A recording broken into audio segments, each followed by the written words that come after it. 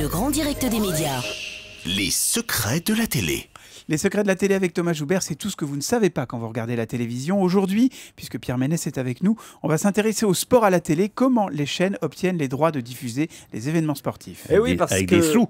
Et bah, Voilà. Vous allez le voir, hein, la Ligue 1, Pierre, vous êtes bien placé pour le savoir, c'est en exclusivité sur Canal+. Roland Garros, c'est le Tour de France, c'est sur France Télé.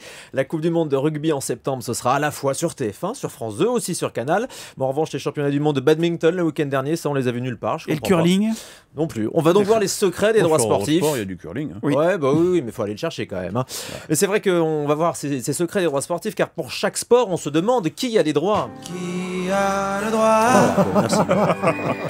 Mais bon, merci Patrick Bruel pour ta participation, ça nous aide pas beaucoup. C'est gay. Alors comment tout ça, ça marche? Eh bien, c'est avant tout une histoire, vous nous l'avez dit, de gros sous, Pierre, pour diffuser le championnat de France de foot jusqu'en 2016.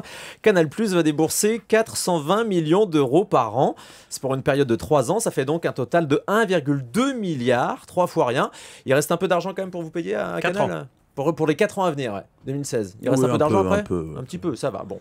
Pour la dernière Coupe du Monde de foot en Afrique du Sud, TF1 a fait un chèque de 120 millions d'euros. Là, ça faisait cher quand même pour voir des joueurs qui veulent pas descendre d'un bus, hein, vous êtes d'accord? Ouais, mais c'était signé bien longtemps avant ça. Oui, on pouvait pas savoir. De toute manière, sur tous ces grands événements sportifs, la Coupe du Monde, les Jeux Olympiques, il n'y a aucun qui n'est rentable financièrement, tellement les droits TV exigés par les organisateurs sont devenus maintenant exorbitants. Mais alors comment les chaînes rentrent-elles dans leurs frais? Alors ce qui arrive par exemple sur le foot ou le rugby, c'est que TF1 revende une partie de ses droits.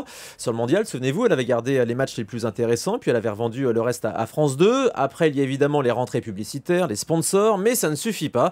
Sur la Coupe du Monde catastrophique de l'année dernière, TF1 a perdu près de 50 millions d'euros.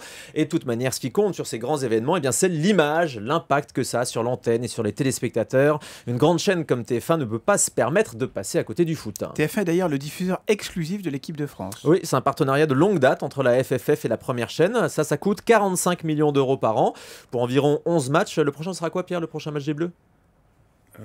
C'est Albanie-France. Ah ouais, vous êtes Bravo. incollable. Ah, j'ai cru que j'allais vous y arriver. Ce sera le 2 septembre en éliminatoire donc de l'Euro 2012. Je savais des pas fois- parce que comme il y a 2 matchs groupés, je savais pas s'il commençait par l'Albanie ou Ah la bah, ce Roumanie. sera l'Albanie, vous avez raison. Et des fois, TF1 s'est fait avoir par M6 sur ses droits, qui a réussi à racheter en loose day comme ça des matchs de l'équipe de France. On sait aussi que Canal, à un moment, était sur les rangs pour diffuser les Bleus, mais ça, en fait, c'est pas possible, car il y a une règle qui dit que les matchs de l'équipe nationale doivent être diffusés en clair. C'est normal, zut quoi, on est champions, on est tous ensemble ou bien? Pierre Ménès s'est effondré. La France est debout. Mais oui, bon, ça fait un moment qu'on est resté assis quand même hein, avec les deux, je crois. Merci Thomas, d'autres secrets demain? Oui, je vous l'ai promis hier, on verra tiens, les secrets des SMS et des numéros surtaxés à la télé. Vous saurez tout et donc encore plus demain. Merci Thomas.